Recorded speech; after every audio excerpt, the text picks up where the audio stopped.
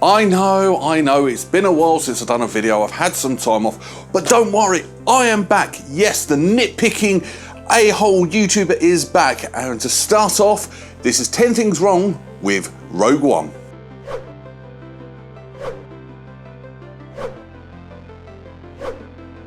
Rogue One, a Star Wars story, or simply Rogue One, is a 2016 American epic space opera film directed by Gareth Edwards. It tells the story of how the Rebel Alliance actually got their first victory against the Empire to steal the plans of the Death Star, leading into the events of Star Wars Episode 4 A New Hope, the very first Star Wars film.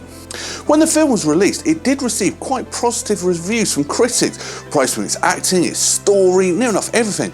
However, its pacing and characters did receive some criticism.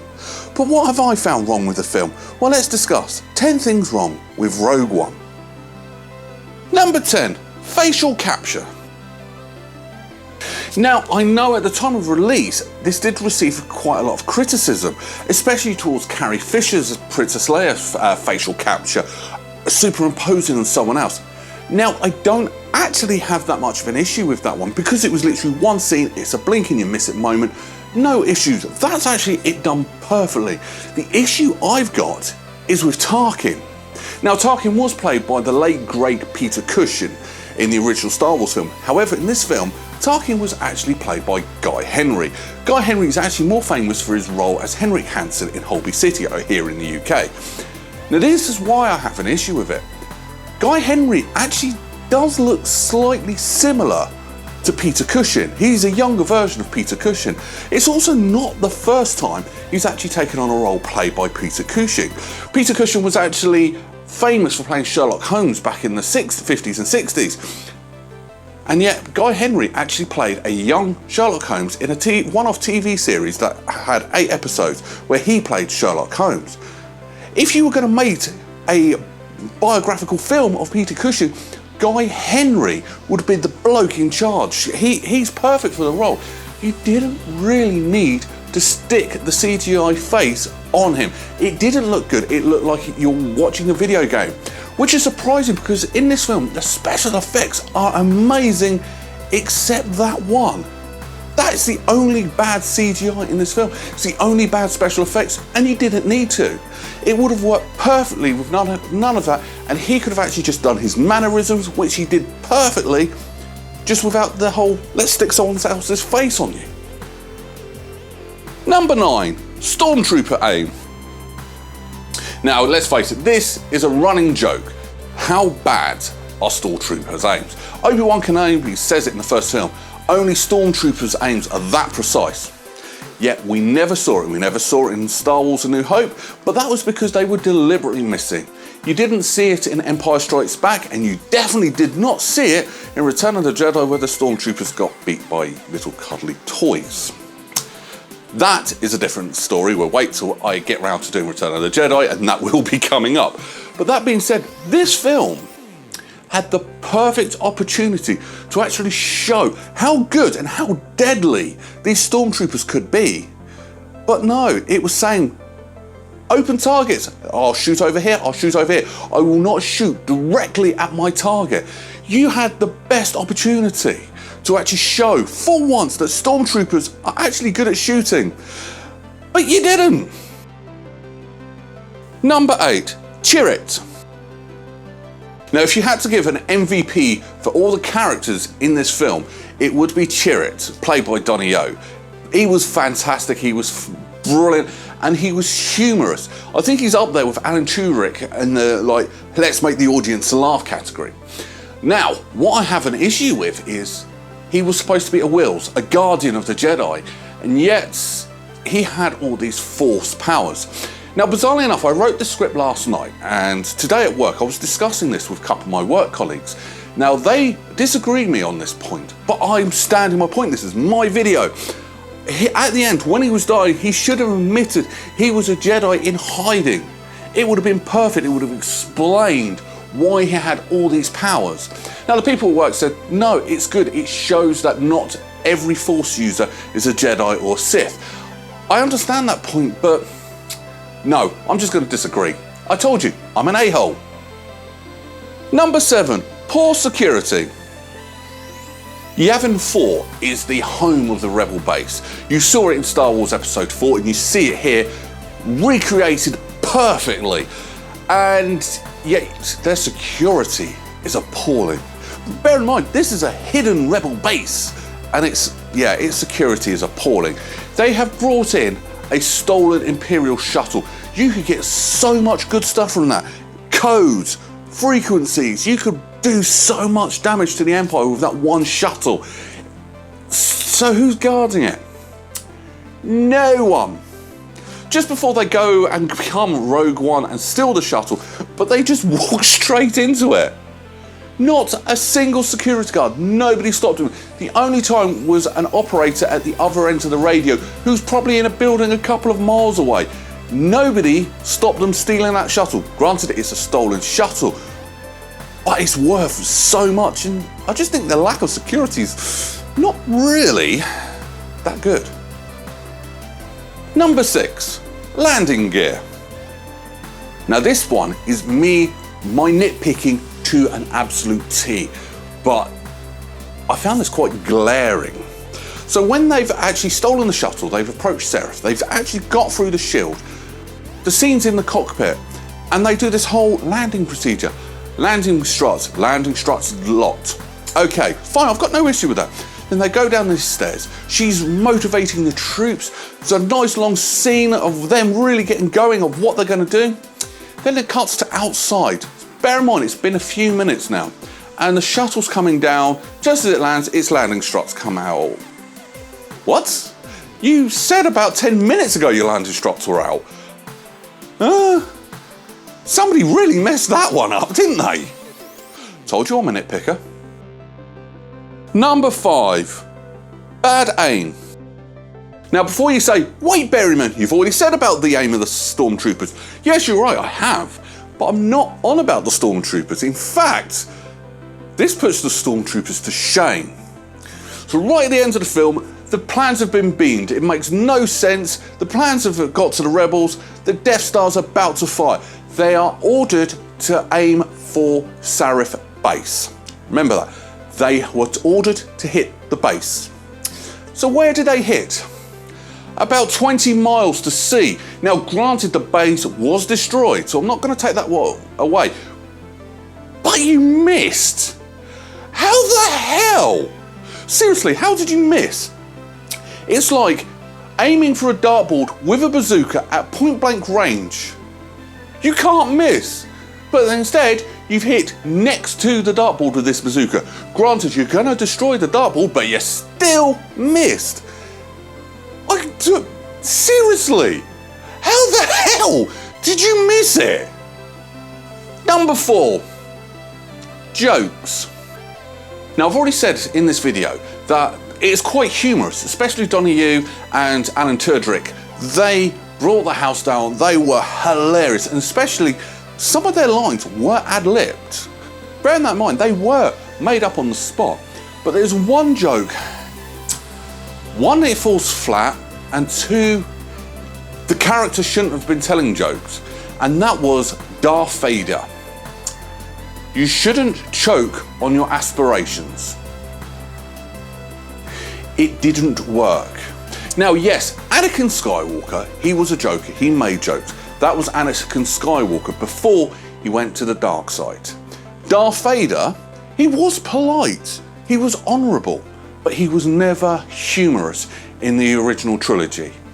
Not to my knowledge, I cannot remember Darth Vader actually telling a joke. So why, all of a sudden, out of nowhere, have you made Darth Vader telling jokes? Doesn't make sense, it doesn't work, and it's like, what? Number 3, first Darth Vader scene.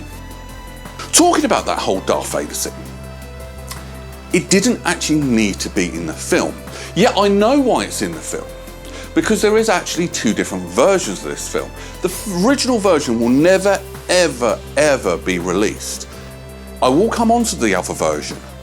But in the original version, this would have been fine because it was a nice little fan service. Hey look, Darth Vader is still around. Here he is. it would have worked. But because you've got Darth Vader in later, this scene doesn't need to be here. Doesn't progress the story. Anything. You put a bad joke in, which I've already said about, but yet this whole scene is just worthless. All you get to learn is Darth Vader is on Mustafar. We knew that anyway from reading the comics and reading the books. You just wanted to show it on the big screen, and yeah, this scene just felt wrong. It did slow the pacing down of this film. This scene wasn't here. Now, in the original cut of the film, it would have worked, but because of a lot of the reshoots and changes you've made, this scene was surplus to requirements. So if you cut it out, it wouldn't have made a difference. But I keep saying about changes. What about those changes? Number 2, late addition. This isn't a wrong per se, it's just wrong that it's a late addition. In my opinion, now arguably this is the best scene in the film. Darth Vader coming out, lightsaber, shining him, killing all the rebel soldiers is a brilliant scene. Yet, it was an afterthought. I am so glad they went back and sort of put it in, but yeah, it was an afterthought. Like I said, if with this you didn't need the previous scene. However, the original cut, the ending was bad. They didn't like the ending, so they've redone the ending, and we got this amazing scene. I don't like, and it is just so wrong, that this was an afterthought. That's it. The scene was brilliant though, but it wasn't the only thing wrong with that scene. Number 1, making the audience immoral. Yep, I'm being serious. That scene made the audience, myself included, immoral. What do I mean? Well, let's face it, the moment you saw that lightsaber, the moment you saw Darth Vader in all his glory, holding all his power, using the Force to keep the door shut, deflecting blasters, killing all the rebels, you're cheering. The first time you saw this film, and I don't care who you are, you would have been cheering. It was an amazing scene. You are cheering for a bad guy slaughtering good, innocent people. See? It's the best scene in the film, but it makes you, the audience, wrong. I mean, let's face it, Gareth Edwards, you're a legend for making the audience cheer for the slaughter of innocent people, but the scene's perfect, but it's just, you're cheering. That's the wrongness of this. Final thoughts. Well, as you can probably tell, I've actually enjoyed this film. There isn't actually that much wrong in this film. There is actually so much right with this film. It's actually, you do get the sense that this is a Star Wars film. You get the sense, and I'm glad they did this. It's the still 70s uniforms, 70s set pieces. You've got all that, and some of this is built from scratch. The Death Star plans with its error. I didn't pick that up in this film because it wasn't this film's fault. But there is an error on the Death Star plans, yet they kept that error in, and they kept it using 70s graphics. Amazing.